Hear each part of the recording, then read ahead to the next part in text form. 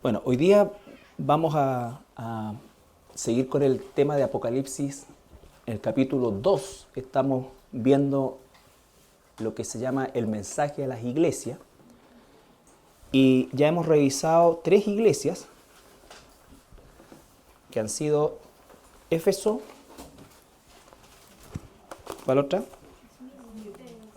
Esmirna y Pérgamo. Muy bien. Entonces,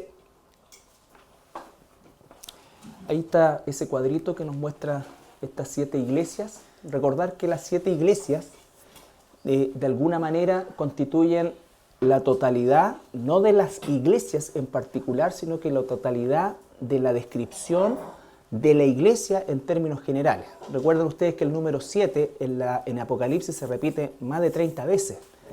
Y el número 7 en la Biblia es un número que significa plenitud, pero también significa término, y está sacado específicamente de la creación, cuando en el 7º día Dios descansó porque concluyó. ¿Ya? Entonces, Apocalipsis es un libro de conclusión. Y aquí están reflejadas los 7 tipos de iglesias que nosotros vamos a encontrar no solamente en aquella época, sino que en todas las épocas de la iglesia. Por supuesto que cada iglesia tiene una inclinación a una de estas. No existe esa instancia que es totalmente Éfeso, totalmente Esmirna, ¿ya? Entonces eso también uno tiene que tener cuidado. La inclinación, entonces, ¿en cuál calzamos nosotros? ¿En cuál calzo yo? Incluso como cristiano en particular, probablemente sea una combinación de varias, ¿ya? Quiera Dios que nadie caiga en la última. Pero las que aparecen, las 6 primeras, ¿no es cierto?, todas tienen una instancia de corrección. Entonces, hemos visto la iglesia de Éfeso, y recordar que la iglesia de Éfeso es la más importante desde el punto de vista de lo que significa el ingreso del evangelio a el Asia Menor, que era una zona densamente poblada del Imperio Romano. Y esta iglesia también tenía la particularidad de haber sido instruida por grandes maestros, partiendo por el apóstol Pablo, pastoreada también por Timoteo, discípulo directo de Pablo, y otros hermanos, ¿no es cierto?, que trabajaron ahí en Éfeso, y como dice el libro de los Hechos, que a partir de ese viaje misionero de Pablo, el evangelio se expandió por toda Asia Menor. Entonces damos por hecho, a partir de esa declaración del libro de los Hechos, ¿no es cierto?, que Éfeso fue, como quien dice, la punta de lanza, pero no solamente eso, sino que además la que proveyó la fundación del resto de las iglesias que se nombran aquí en Apocalipsis. La que vamos a ver hoy día está en el capítulo 2, en el verso 18 hasta el 29, y es la iglesia de Tiatira. Aquí está el mapa de las iglesias en la ubicación que tenían originalmente. Recuerden que todo lo que es hoy día, eso que aparece ahí como Asia Menor, es hoy día Turquía, ¿ya? Estas ciudades como tal no existen, salvo Éfeso, que se puede identificar perfectamente, pero el resto de las otras se han perdido, y existen ciudades más o menos cercanas, pero que no se sabe a ciencia cierta si efectivamente correspondían a esa ubicación. Entonces tenemos Éfeso yendo hacia el norte, Éfeso, Esmirna, que eran 2 ciudades costeras, portuarias, y gran parte de su quehacer económico radicaba justamente en esta situación de puerto. Después subimos más al norte, y la iglesia más al norte es la de Pérgamo, que ya está hacia las montañas. Recuerde que estaba en una especie de meseta, ¿ya? Y Pérgamo se encontraba 20 kilómetros o 22 kilómetros de la costa hacia el interior. Ahora nos empezamos a devolver hacia el sureste. La primera iglesia que encontramos a 64 kilómetros de Pérgamo es Tiatira, ¿ya? La iglesia de Tiatira. Vamos a leer entonces Apocalipsis capítulo 2, versículo 18 al 29. Y escribe al ángel de la iglesia en Tiatira: el Hijo de Dios, el que tiene ojos como llama de fuego y pies semejantes al bronce bruñido, dice esto: yo conozco tus obras, y amor, y fe, y servicio, y tu paciencia, y que tus obras postreras son más que las primeras. Pero tengo unas pocas cosas contra ti, que toleras que esa mujer Jezabel, que se dice profetiza, enseñe y seduzca a mis siervos a fornicar y a comer cosas sacrificadas a los ídolos. Y le he dado tiempo para que se arrepienta, pero no quiere arrepentirse de su fornicación. He aquí, yo la arrojo en cama y en gran tribulación a los que con ella adulteran, si no se arrepienten de las obras de ella. Y a sus hijos heriré de muerte, y todas las iglesias sabrán que yo soy el que escudriña la mente y el corazón, y os daré a cada uno según vuestras obras.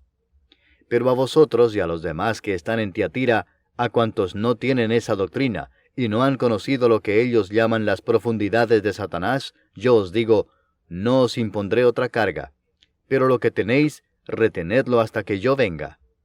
Al que venciere y guardare mis obras hasta el fin, yo le daré autoridad sobre las naciones, y las regirá con vara de hierro, y serán quebradas como vaso de alfarero, como yo también la he recibido de mi Padre, y le daré la estrella de la mañana. El que tiene oído, oiga lo que el Espíritu dice a las iglesias. Ya. Entonces, vamos a ir desglosando el mensaje a Tiatira. Hoy día solamente vamos a ver esta iglesia, porque de partida este es el mensaje más extenso de los 7. ¿Ya? Ahora, un poco para entender la carta y la preocupación del apóstol Juan, o del Señor Jesucristo transmitida al apóstol Juan, en relación a esta ciudad. Como dije, es una ciudad ubicada en una llanura, ya de las montañas o de las alturas de Pérgamo, ¿no es cierto? Bajamos al valle, ¿no es cierto?, donde se establece Tiatira. Ahora, esta fue fundada por uno de los generales de Alejandro el Magno y se fundó principalmente como un puesto militar. Ahora, los historiadores no se pueden responder a ciencia cierta por qué llegó a ser un puesto militar, porque siendo una ciudad que estaba en una llanura, era muy fácil ser invadida y de hecho fue varias veces destruida y reconstruida. Pero inicialmente fue establecida como un puesto militar. Ahora, hasta el año 190 a.C. estaba en esta condición, ¿no es cierto?, de ser destruida y reconstruida. Por lo demás era una ciudad pequeña. De hecho, la más pequeña de las 7 que se nombran es Tiatira. Entonces, el 190, cuando la conquista el Imperio Romano, establece o cae bajo esta concepción de la paz romana. Y de ahí entonces la ciudad empezó como a tomar vuelo recién. Pero antes era solamente una guarnición militar y nunca llegó a constituirse durante el periodo de Alejandro el Magno como una ciudad, así como fue en el tiempo de los romanos. Como dije, la ciudad más pequeña de las 7. Ahora, esta ciudad tenía una característica. Era pequeña, tenía una población que no superaba las 20.000 personas. Sin embargo, era la ciudad comercial por esencia. Comercial no solamente desde el punto de vista de la negociación de productos, sino que de la producción o la manufactura de productos. La principal fuente de producción que existía en Tiatira era las lanas y el teñido de las lanas, ¿no es cierto? Se trabajaba con piedras, con minerales, pero también con una flor que se llama la rubia, del cual se sacaba el famoso color púrpura. Los emperadores, en fin, la clase alta, los patricios que se llamaban en Roma, mandaban a hacer sus túnicas y toda su ropa, ¿no es cierto?, teñida ahí a Tiatira. Entonces, esa era la importancia que tenía. Además de eso, también fue un lugar donde se comenzó a trabajar fuertemente el bronce, el cuero. Entonces era como una ciudad industrial, ¿ya? Una ciudad industrial. Y esta ciudad industrial comenzó a tomar realce, no tanto por su tamaño, sino por la ubicación que tenía. Estaba ubicada en la mitad de la única carretera romana que corría de norte a sur, o de sur a norte, según sea el caso, ¿ya? Entonces era ciudad paso obligatorio del tránsito comercial que había ahí. Eso hacía que se produjesen dos cosas: que fuera fácil el acceso para comprar y también fácil el acceso para importar, para exportar, ¿no es cierto? Entonces, el ejemplo de eso lo tenemos en Hechos capítulo 16-14. Hechos capítulo 16-14. Entonces una mujer llamada Lidia, vendedora de púrpura, de la ciudad de Tiatira, que adoraba a Dios, estaba oyendo. Y el Señor abrió el corazón de ella para que estuviese atenta a lo que Pablo decía. Fíjense en el mapa de Tiatira a Filadelfia. Por ahí corría esa carretera. Entonces, Lidia era originaria de Tiatira y su actividad comercial era la venta de púrpura, ¿ya? Entonces, ocurría cierta... Mira, esto es re importante porque no dista mucho de lo que nosotros vemos hoy día. Si lees un poquito más abajo... Y cuando fue bautizada y su familia, nos rogó diciendo, si habéis juzgado que yo sea fiel al Señor, entrad en mi casa y posad. Y nos obligó a quedarnos. Ella era originaria de Tiatira, sin embargo, era muy común que los comerciantes más pudientes o los productores mayores tuvieran casas que usaban de bodegas, ¿no es cierto?, en las distintas ciudades donde ellos iban. Ahí almacenaban la mercadería, ¿no es cierto?, y ahí también hacían las negociaciones y las transacciones. La historia es súper interesante en eso, o sea, existían casas, los mayores productores de esto, ¿no es cierto?, de los distintos rubros, tenían casas a lo largo de todo el circuito y ahí ellos iban almacenando y se iban moviendo ya. ¿Por qué? Porque cuando empezaron a llevar las mercaderías ellos por su cuenta, eran robados, asaltados, en fin, una serie de otras cosas. Entonces optaron por tener estas especies de bodega, ¿ya? Todo esto es bien importante. ¿Por qué? Porque volviendo al tema de Tiatira propiamente tal, a diferencia de las otras ciudades que tenían una belleza arquitectónica despampanante, Tiatira era estructuralmente feíta, ¿ya? No tenía ninguna gracia arquitectónica. ¿Por qué? Porque era netamente funcional y además, no existía una adoración a un dios determinado, aunque el que más se adoraba en términos generales era el dios Apolo, el dios del sol, ¿ya? Pero no existía un templo, por ejemplo, como en Esmirna o un templo como el de Diana de los Efesios, ¿ya? Entonces, al no existir ese tipo de idolatría, ¿no es cierto?, no habían grandes templos porque la arquitectura preciosa que había en las otras ciudades estaba absolutamente relacionada con templos paganos, ¿ya? Ahora, ¿qué era lo interesante de esto? Lo interesante de esto es que Tiatira se le denomina también, o se le conoce también, como el origen de los gremios, o podríamos decir hoy día los sindicatos, ¿ya?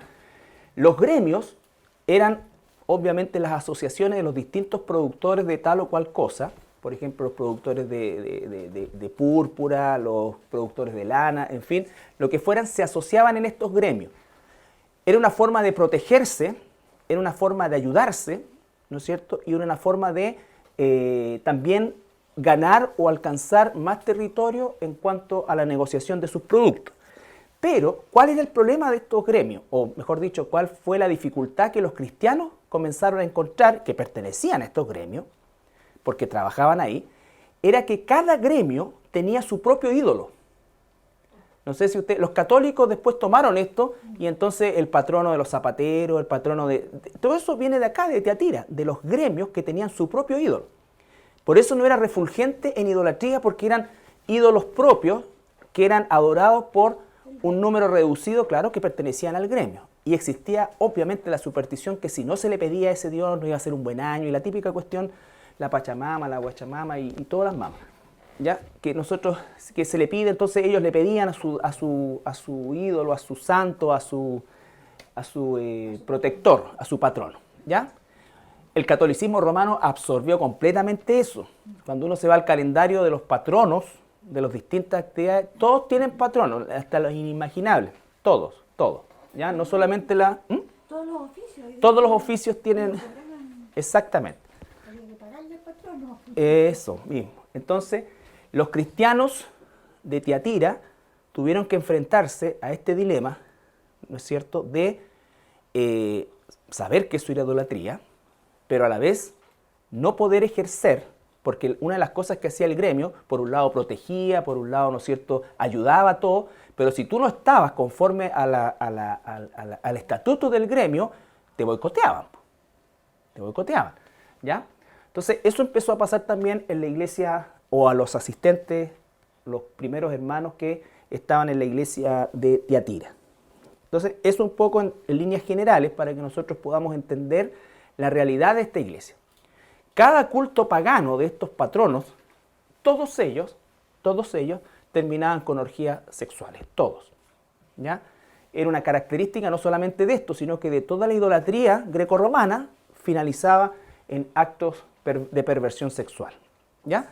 Obviamente los cristianos, por ejemplo, pongamos el ejemplo de Lidia, nuestra hermana Lidia, ella era comerciante de púrpura y por el hecho de que estaba en Filipos, ¿no es cierto?, e invitó al apóstol Pablo a su casa, podemos suponer que era comerciante, no era una pyme, era un comerciante un poco más grande, que quizás tenía asociado a su negocio otros comerciantes menores.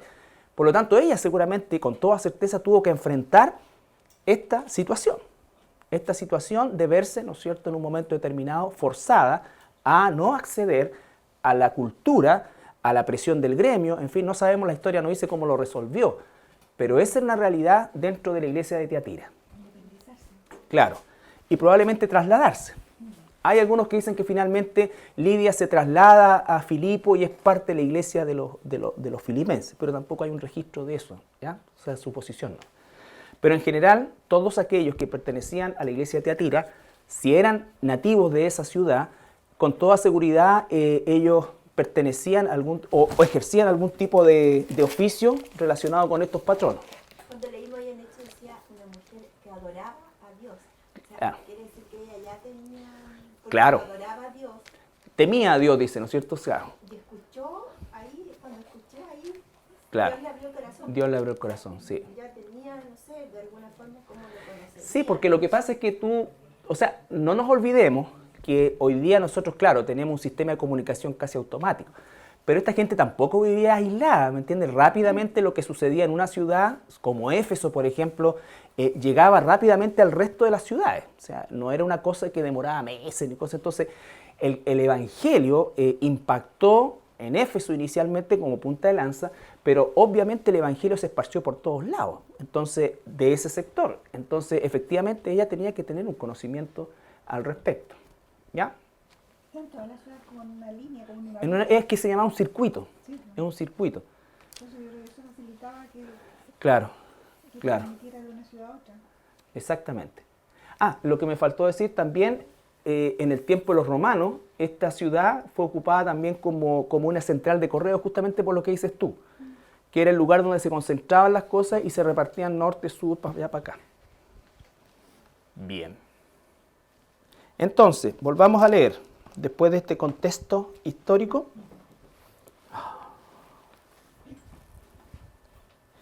El mensaje a la iglesia de Tiatira. Escribe al ángel de la iglesia en Tiatira, el Hijo de Dios, el que tiene ojos como llama de fuego. Recuerden ustedes que ya revisamos lo que era la llama de fuego en la visión que tiene el apóstol Juan, ¿no es cierto? Llama de fuego habla de los ojos de Dios, que todo lo ve, que todo lo juzga, ¿no es cierto? Que con esos mismos ojos de llama de fuego, Él va a juzgar las obras, los que construyeron sobre hojarasca, las va a quemar, y construyeron sobre oro, plata, piedras preciosas, va a permanecer, en fin. Entonces, tiene que ver con la omnisciencia de Dios, que todo lo ve, todo lo sabe, ¿ya? Todo lo sabe. Por eso es que Él dice, yo conozco tus obras, está haciendo alusión justamente a la omnisciencia de Dios. Eso lo dice a todas las iglesias. Él conoce las obras de cada uno de nosotros.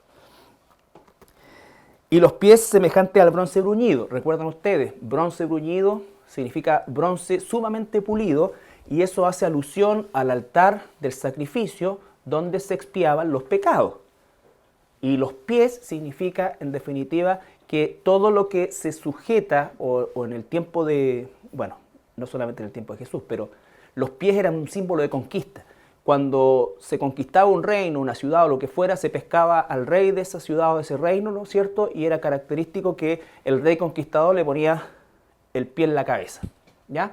Entonces, todo eso nosotros lo vamos entendiendo. ¿Por qué los pies? Porque todo va a estar a los pies de nuestro Señor Jesucristo. Cuando dice Él, aplastará a Satanás con su pie. Él herirá al cancañar. ¿Estamos? Entonces dice, bronce bruñido, dice esto: yo conozco tus obras y amor y fe y servicio y tu paciencia, y que tus obras postreras son más que las primeras. Es decir, era una iglesia activa, una iglesia que se cuidaba, una iglesia que compartía. Por esto mismo de los gremios, se produjo la siguiente cosa en Tiatira. Pongan atención, mira. Por eso es tan importante haber hecho la introducción anterior, por el hecho de que aquellos que pertenecían a los gremios fueron obviamente desechando la participación en la idolatría de los gremios, pero siguieron ellos trabajando en su actividad. Entonces en la iglesia de Tiatira se produjo el hecho de que se ayudaban todos mutuamente porque estaba el gremio de los panaderos, entonces eran muchas actividades. Dentro de la iglesia unos hacían pan, otros arreglaban, entonces se ayudaban mutuamente en ese sentido. La iglesia llegó a ser un multigremio, por así decirlo, ¿no es cierto?, donde todos se ayudaban a sí mismos, porque obviamente estaban boicoteados por el entorno grande y entonces eso significaba que la comercialización de sus productos era muy dificultosa. Sin embargo, dentro de la iglesia existía esta situación de ayudarse unos a otros, ¿ya? Eso es lo que dice la historia, eso es lo que dice: yo conozco tus obras, tu amor y tu fe y tu servicio y tu paciencia, ¿ya? Versículo 20.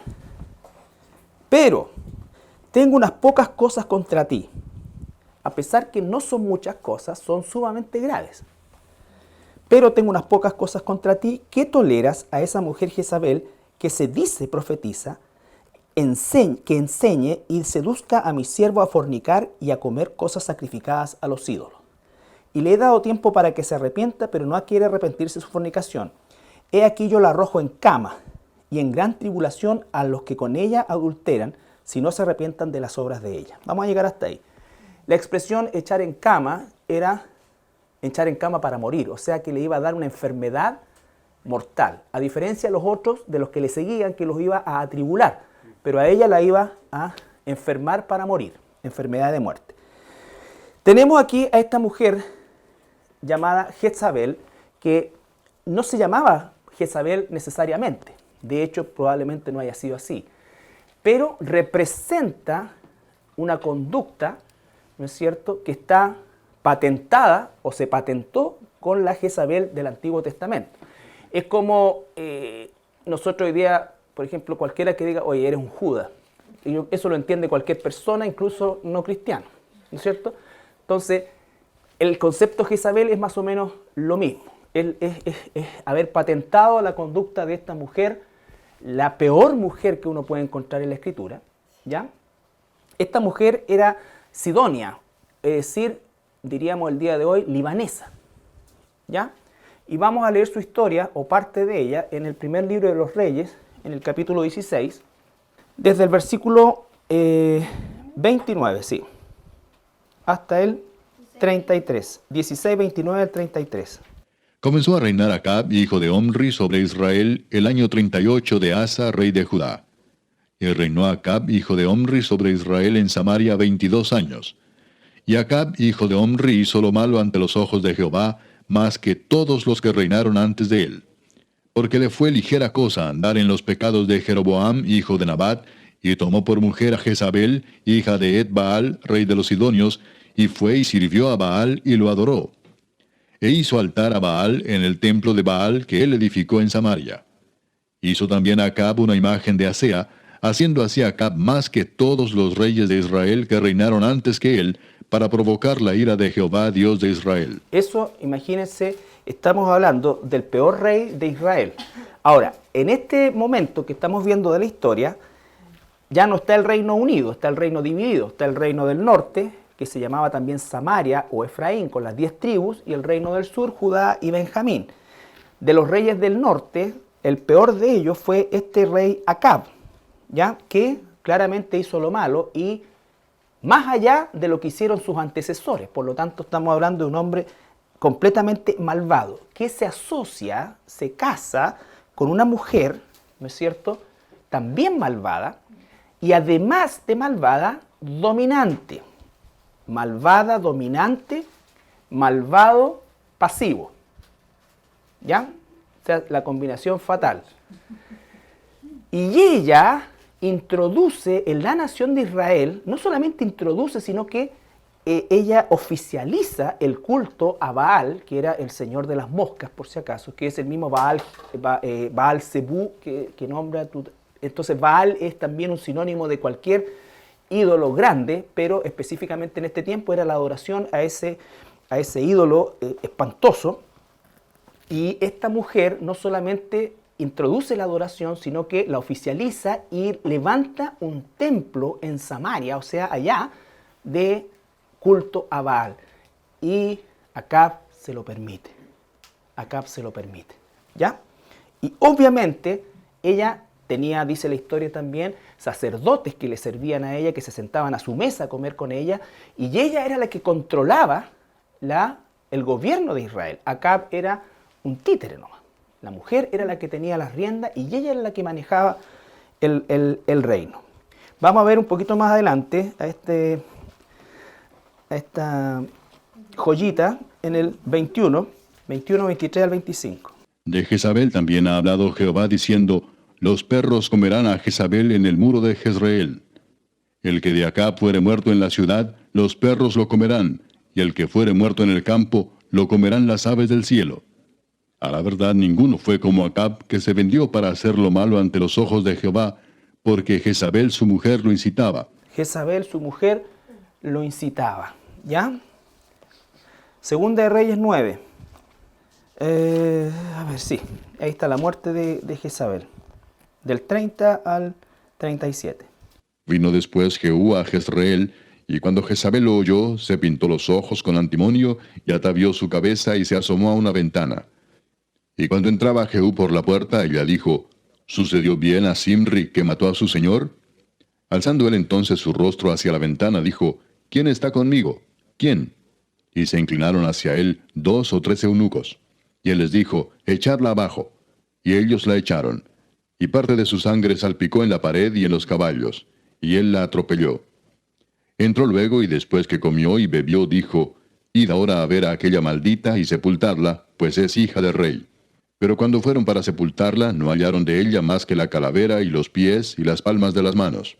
Y volvieron y se lo dijeron.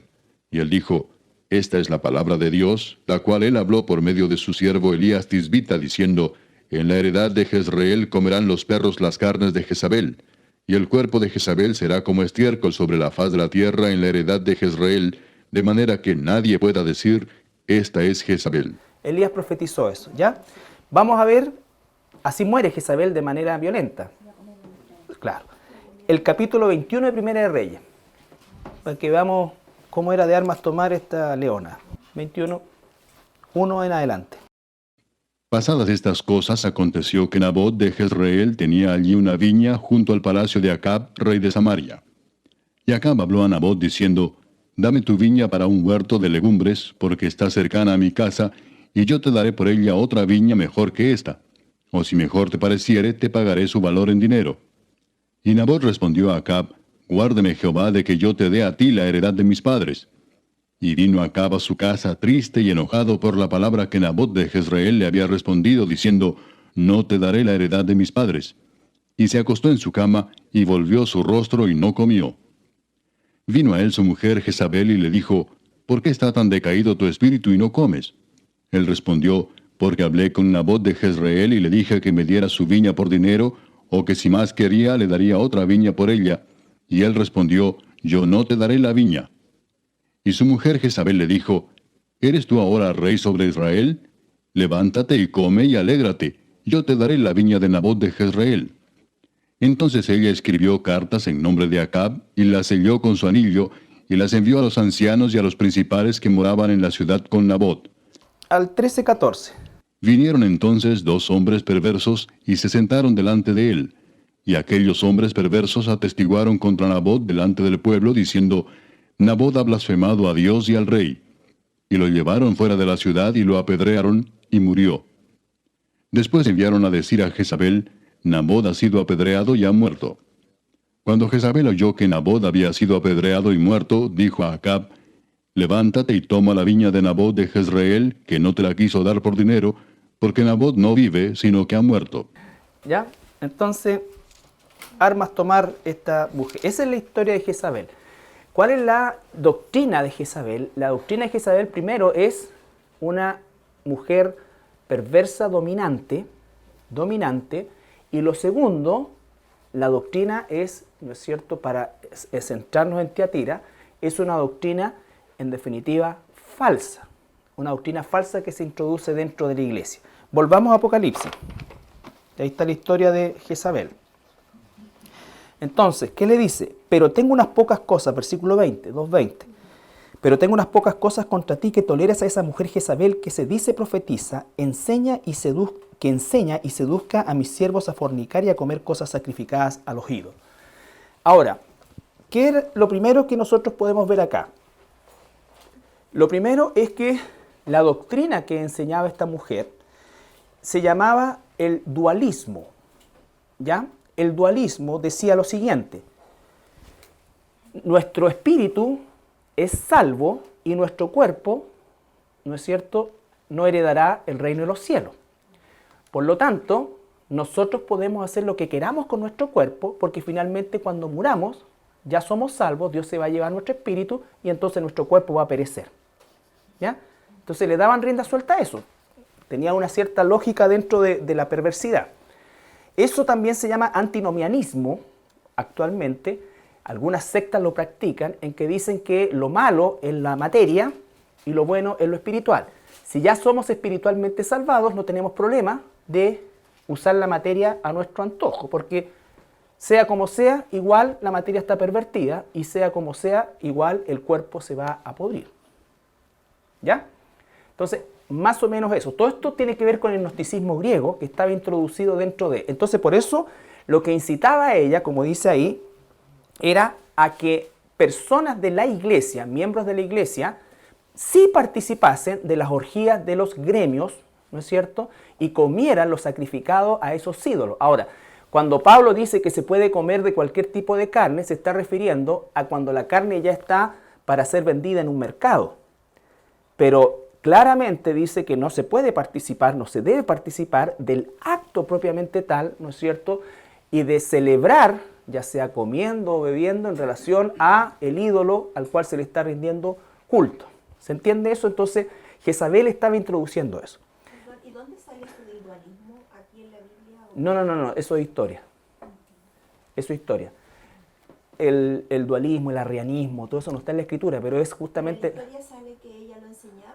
Claro, es que era súper popular el dualismo, el antinomianismo era súper popular, porque aquí ya no había tantos judíos en este sector del Asia Menor. Lo que había era mucho griego. Entonces los judíos trataban de judaizar. Y los griegos trataban, ¿no es cierto?, de filosofar o de introducir estas doctrinas dentro del cristianismo. Esta mujer hacía eso. Entonces, el gran error, por eso dice, pero tengo unas pocas cosas contra ti. Vale decir, va directamente a el pastor, el líder, los ancianos de la iglesia, que estaban permitiendo esa enseñanza falsa, pero además estaban permitiendo que una mujer tomara un puesto de prominencia en la enseñanza de la iglesia. Claramente nosotros, la Biblia nos dice claramente que la mujer no debe ser pastora de una iglesia, la mujer no debe enseñar a los hombres, la mujer, ¿no es cierto?, puede enseñar por supuesto, y cuando las mujeres dicen, bueno, si no puedo ser pastora, entonces ¿qué? Exactamente lo mismo que hacen todos los hombres que no son pastores. Servir al Señor también, donde Dios los llame. La Biblia es clara en eso porque hay un orden de la creación en esto. De la creación. Esto no es machismo. Y si alguien piensa que es machismo, me da lo mismo, porque es la palabra de Dios. ¿Ya? Cuando nosotros analizamos Efesios 5, 21 al 33, y aquí donde nosotros vemos que a las mujeres que les cuesta sujetarse son las mujeres que tienen también muchas veces un espíritu más bien de querer dominar, siempre dominar. Nosotros vivimos una cultura, ¿no es cierto?, en que la mujer siempre quiere dominar y la dejamos dominar porque el hombre es cómodo. ¿Ya? Pero ese no es el modelo bíblico. Dios va a juzgar a los varones, nos va a juzgar a los cristianos, ¿no es cierto? Pero el modelo, como existe hoy día, que una mujer enseñe y sea pastora de una iglesia, eso es tener el espíritu de Jezabel. Aunque enseñe una doctrina bíblica, pero está violando el orden de Dios, y lo vamos a ver en Efesios capítulo 5, versículo 21 al 33. Someteos unos a otros en el temor de Dios. Las casadas estén sujetas a sus propios maridos como al Señor, porque el marido es cabeza de la mujer, así como Cristo es cabeza de la iglesia, la cual es su cuerpo, y Él es su Salvador. Así que como la iglesia está sujeta a Cristo, así también las casadas lo estén a sus maridos en todo. Maridos, amad a vuestras mujeres, así como Cristo amó a la iglesia y se entregó a sí mismo por ella, para santificarla, habiéndola purificado en el lavamiento del agua por la palabra, a fin de presentársela a sí mismo una iglesia gloriosa, que no tuviese mancha ni arruga ni cosa semejante, sino que fuese santa y sin mancha. Así también los maridos deben amar a sus mujeres como a sus mismos cuerpos.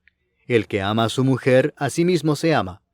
Porque nadie aborreció jamás a su propia carne, sino que la sustenta y la cuida, como también Cristo a la iglesia, porque somos miembros de su cuerpo, de su carne y de sus huesos.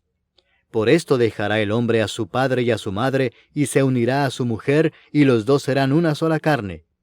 Grande es este misterio, mas yo digo esto respecto de Cristo y de la iglesia.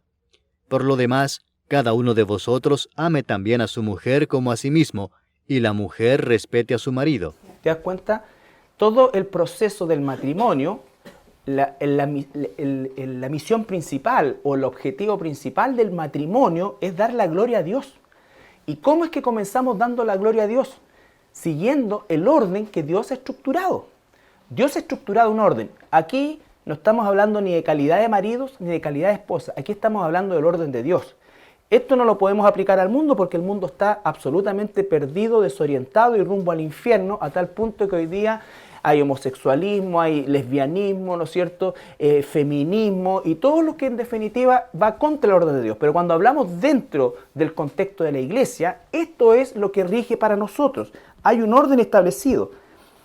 Versículo 22. Primero, someteos unos a otros en el temor de Dios, ambos. ¿Cómo es que comenzamos a someternos? Cada uno cumpliendo el rol que Dios le ha dado, ¿no es cierto? Y el rol que Dios nos ha dado, dice, las casadas estén sujetas a sus propios maridos como al Señor. Entonces, está haciendo siempre la analogía entre Cristo y la iglesia. La iglesia, ¿a quién está sujeta? A Cristo, ¿no es cierto? No es Cristo sujeto a la iglesia, es la iglesia sujeto a Cristo. Porque el marido es cabeza de la mujer, así como Cristo es cabeza de la iglesia. La iglesia no es cabeza de Cristo, Cristo es la cabeza de la iglesia.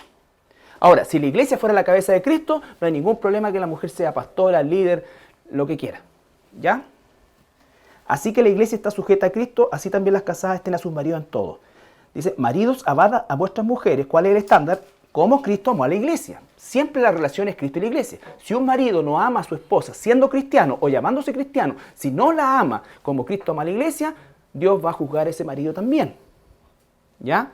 Entonces, cada uno, volvemos al versículo 21, se somete ambos al temor del Señor y entrega el orden. Y como la analogía es Cristo y la iglesia, el orden de la iglesia es exactamente el mismo. La cabeza de la iglesia es Cristo. La cabeza del varón es Cristo. La cabeza de la mujer es el varón. Ese es el orden de Dios. Por eso no existen requisitos para obispas, ni para pastoras. ¿Ya? Entonces, eso es bien claro. Es bien claro en la Escritura. Vuelvo a insistir, es una situación que no tiene que ver con la cultura. Tiene que ver con la palabra. Aquí hay un ordenamiento doctrinal. Entonces, el rol del marido es amar a su mujer, no como Rodolfo Valentino, uy, qué viejo, sino como Cristo amó a la iglesia.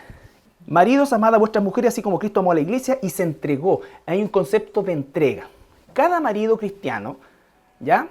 No hay cosa más terrible para un matrimonio llamado cristiano en que la mujer le enseña al marido, ¿no es cierto? O que la mujer le busca al marido en la Biblia mientras el otro está así, ¿no es cierto? Dios los va a juzgar, porque la cosa es al revés. El marido tiene que enseñarle a la mujer. El marido tiene que aprender, él, ¿no es cierto? Y él enseñarle a su mujer. Su primera oveja es su mujer, su esposa. No lo hacen, ¿ya? A fin de presentársela a sí mismo una iglesia gloriosa. Para santificarla, versículo 26, habiéndola purificado en el lavamiento del agua por la palabra.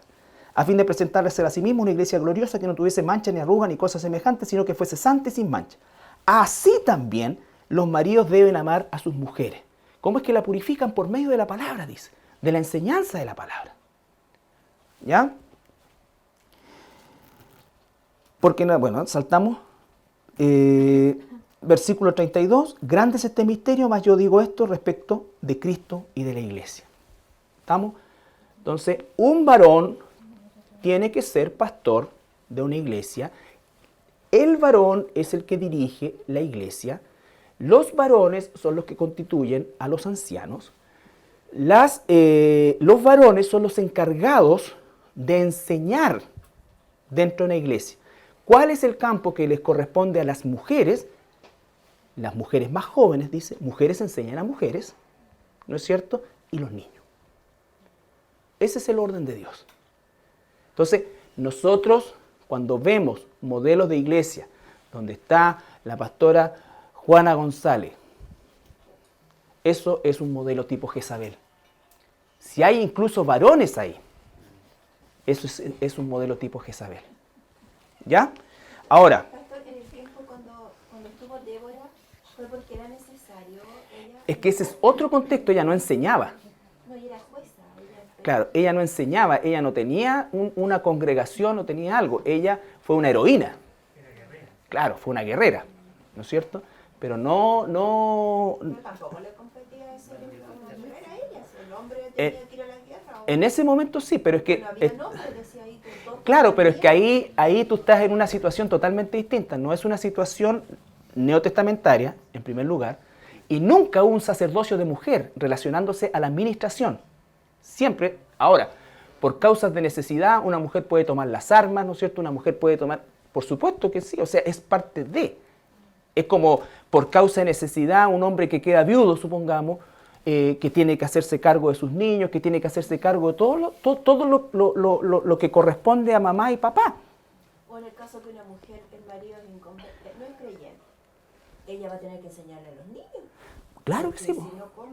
claro que Va a sí. esperar que el Y al marido orar por el conquistarlo con el silencio. Y es la prueba más grande. Bueno, me vuelvo a insistir. Cuando la mujer tiene un espíritu dominante, o queriendo dominar, estos versículos molestan.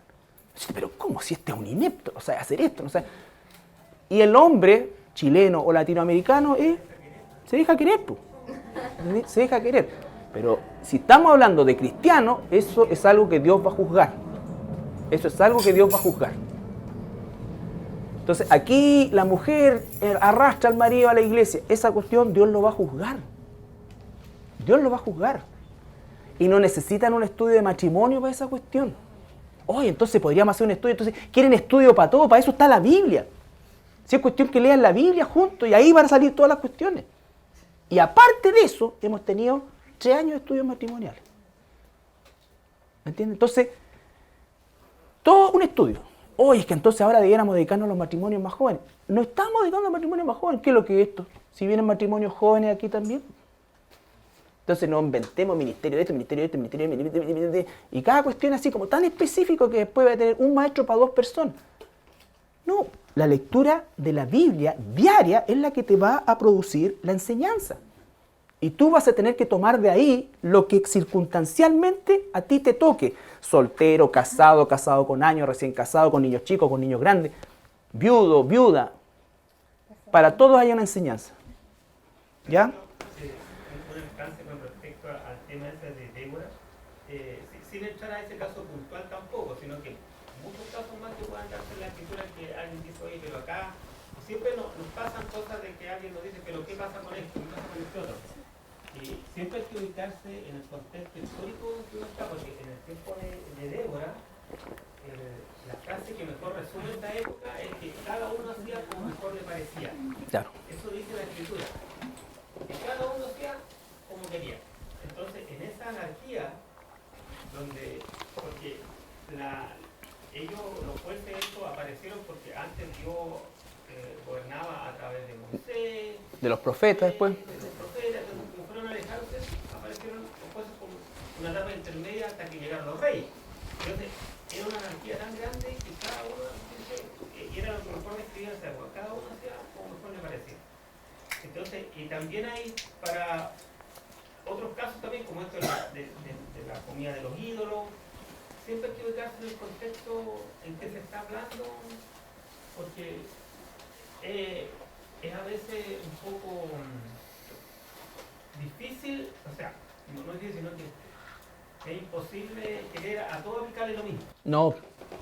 Y ahí es donde nos caemos, y decimos, entonces la Biblia se contradice, es que entonces, porque hay que analizar siempre la época. Absolutamente, por eso es que la misma historia de Jezabel, ¿no es cierto?, nos habla de en primer lugar, ¿no es cierto?, una mujer que había asumido el rol de un hombre.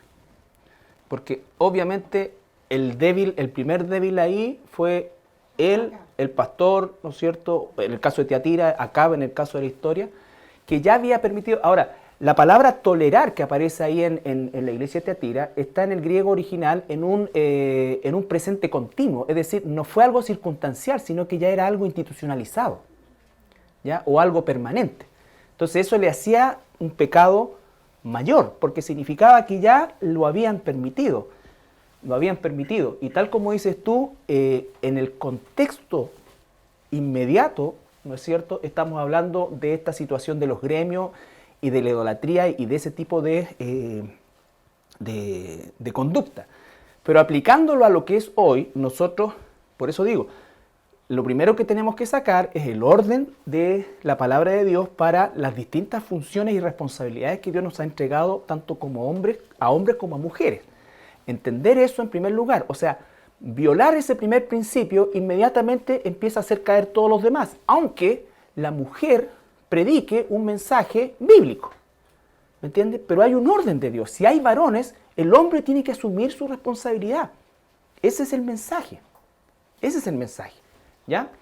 Ahora, esta mujer también dice que se autodenominaba, volvamos al capítulo 2, se autodenominaba profetisa, o se dice a sí misma profetisa. ¿Qué dice 2 Timoteo 2:12? 11:12. La mujer aprenda en silencio con toda sujeción, porque no permito a la mujer enseñar ni ejercer dominio sobre el hombre, sino estar en silencio. Claro, y hay otro pasaje que habla, ¿no es cierto?, de que si quiere aprender algo, el marido tiene que preguntarle al marido en la casa y el marido tiene que responderle y enseñarle. ¿Eso se practica hoy en día? Probablemente en la gran mayoría de los casos no, y quizás hasta sea al revés, y eso está mal. Lo segundo es que obviamente es así, porque en muchos casos es así. Claro, lo que pasa es que estamos hablando, por eso digo... Y es dentro de la casa. Claro, dentro de la casa. El liderazgo de una mujer, o sea, la función de una mujer en la formación de los niños es súper importante, en todo orden de cosas. Pero, obviamente, si el hombre no está cumpliendo su rol y la mujer está reemplazando ese rol, es pecado. Es pecado. No es pecado enseñarle a los niños, es pecado que el hombre no asuma su rol. Y eso los maridos tenemos que entenderlo. ¿Me entiendes? Y eso es algo que nosotros tenemos que entenderlo, vuelvo a insistir, o sea, es una situación que se mira en poco, pero es la causante, o peor aún, que en muchas iglesias el pastor es nominal nomás y la que lleva la rienda es la pastora. Y la pastora manda para arriba, para abajo, no. Y hay que, claro, la pastora no. Entonces, que se dice profetiza también, es el hecho de que esta mujer había llegado, como suele suceder, a colocar sus supuestas profecías también por sobre la palabra de Dios, o no basada en la palabra de Dios. Y eso es muy dado en la cultura evangélica, que toda iglesia evangélica que se preside tal muchas veces tiene una profetisa. Entonces la hermana Pepita es la que profetiza, y ella profetiza, y siempre le está profetizando a la gente. Profetiza, dije, por ejemplo...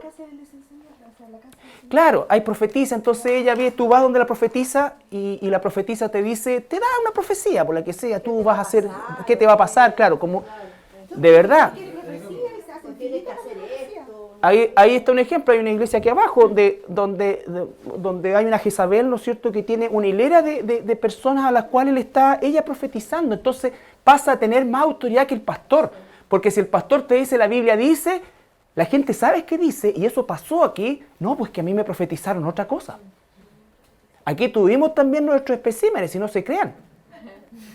Alguien, una mujer que pidió incluso ser incorporada dentro del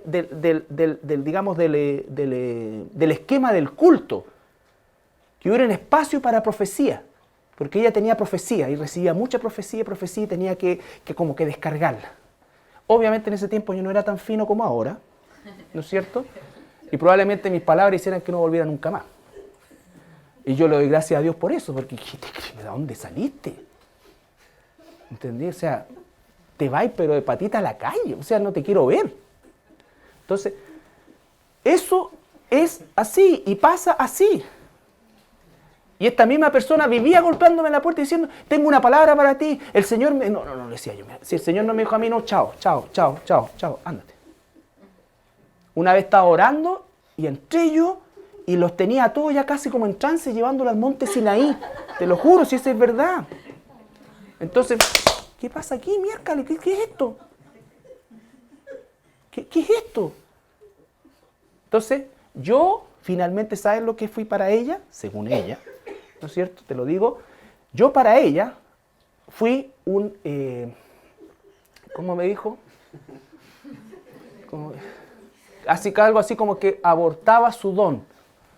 Que yo no apreciaba su don, no abortaba su don. Entonces, cosas de ese tipo existen. Hoy día tú puedes profetizar con esto. Así dice Jehová. Esto. Ahí está. Nosotros no tenemos esa capacidad de ver el futuro a la gente. Y yo no sé cómo la gente puede creer eso. O sea, una hilera de 50 personas, para esas 50 personas tiene una profecía. Entonces, la gente también es tonta. ¿Y por qué? Porque se empieza a quedar después, lo único que espera en el momento del culto es la hora en que la profeta va a empezar a decir. Y la profeta adquiere un lugar, pero predominante. O el profeta, ¿cachai? El profeta te mira a ti y tú, ¿qué mira a decir? Claro. Porque lo que dice el profeta es ley, po. ¿Dónde está escrito? En ninguna parte. En tu cabeza. Entonces, no solamente eso, y eso, hermanos, es importantísimo que cada uno de nosotros sea, discierna en eso. ¿Por qué? Porque, créanlo o no, al igual que Jezabel, arrastran personas. Igual que la iglesia de Tiatira, arrastran personas. Y si tú no pones freno a eso, siempre, si esta persona ya tenía sus seguidores. Ahora, mira, si la gente se va o no se va de la iglesia, eso no es un asunto mío, las ovejas son del Señor. El punto es que empieza a producir una confusión dentro del rebaño. Tuvimos otro espécimen que también era profeta. ¿No es cierto? Y profetizó hasta que yo me iba a morir en un viaje que hice a Argentina. Aquí estoy. Entonces, ¿quién lo apedrea? Y tenemos todos esos profetas así que dicen, oye, no, por favor, no vayas, porque esto es del diablo, el demonio, ¿no? Y te va a pasar algo y tú vas a morir. Así, o sea, me dieron por muerto. Entonces tú, no sé, ¿qué puedes decir? Más que echarlo nomás, no hay otra cosa. Entonces, después cuando tú le decís, ya, por favor, retírate, empiezan, de la profecía pasan a las maldiciones. A las maldiciones. Claro, ay, el Dios te va a maldecir porque has rechazado la palabra de Jehová. Entonces ya te empiezan a sacar de quicio y tú estás que agarrar el bate. Entonces, porque de verdad es gente tan empoderada, tan engañada, tan satanizada, son lo más peligroso y es la gente que le hace tremendo daño al cuerpo de Cristo. Y si los pastores permiten eso, están actuando como Tiatira. ¿Esta iglesia desapareció? Totalmente. Todas desaparecieron finalmente. Pero, dice el versículo 24, porque siempre hay una esperanza aún en esta iglesia. Ya, entonces, aún dentro de esa iglesia había un remanente fiel, como en todas las iglesias. El mensaje de las iglesias trata principalmente del remanente de cada una de estas 7 iglesias. Todas las iglesias del mundo, sanas o insanas, de todas las iglesias del mundo, va a haber gente que se va a quedar y gente que se va a ir. En esta iglesia va a haber gente que se va a quedar. En la iglesia de la Odisea hay gente que se va a salvar. No todos los de Éfeso se salvaron, no todos de los Laodicea se perdieron. ¿Ya? El ejemplo es que en las congregaciones existe trigo y cizaña. Eso es finalmente lo que nosotros tenemos que entender. Ahora, eso es nuestro deber como pastores, tú como miembro antiguo, como miembro, como hombre o como mujer de esta iglesia, mantener, porque todos somos responsables de la salud de la iglesia. Todos somos responsables de la salud de la iglesia. Entonces, eso de alguna manera nos marca a nosotros en el sentido de tener cuidado con las cosas que nosotros aprendemos o con las cosas que nosotros enseñamos. Siempre tiene que ser la escritura. Una consejería bíblica tiene que ser con escritura, con escritura, con escritura. Cualquier cosa que nosotros hagamos en función de la escritura. Evitar dar nuestras propias opiniones, nuestras visiones personales, sino que llevar al hermano o a la hermana siempre a la escritura. Siempre en la escritura, te lo puedo asegurar, hay respuesta, hay respuesta. ¿Ya? A veces no queremos hacerle caso a la escritura, pero en la escritura siempre hay respuesta. Entonces, esta iglesia de Tiatira tenía ese gran problema y para terminar, Hechos 20, 29 y 30, lo que marca Tiatira es que a diferencia de las anteriores, salvo Esmirna, el problema estaba más bien afuera de la iglesia. Aquí en Tiatira el problema se generaba dentro de la iglesia, ¿no es cierto? Ya estaba enquistado en la iglesia, era una doctrina apóstata dentro de una iglesia. Dice el apóstol Pablo: porque yo sé que después de mi partida entrarán en medio de vosotros lobos rapaces que no perdonarán al rebaño, y de vosotros mismos se levantarán hombres que hablen cosas perversas para arrastrar tras sí a los discípulos. Ya. Entonces, esa es una advertencia, no un quizás, sino que es una advertencia total. Toda iglesia en el transcurso de su historia va a vivir algo así. Que dentro de la misma iglesia se van a levantar lobos rapaces que no van a perdonar al rebaño y van a arrastrar así, ¿no es cierto?, o a esa doctrina a seguidores. A seguidores. Entonces, nosotros tenemos que resguardar siempre la salud de una iglesia. Podemos tener algunas diferencias secundarias, pero no podemos tener diferencias de carácter primaria. No es eso, no existe eso. O no debe existir eso entre una iglesia. ¿Ya? Bien.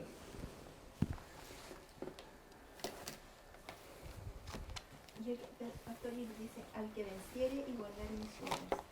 Ahora estoy ya. Sí. Pero ese al que venciere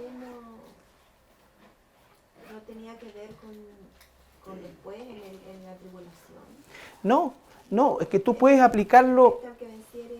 Lo que pasa es que la primera lectura que tú tienes que hacer es la inmediata.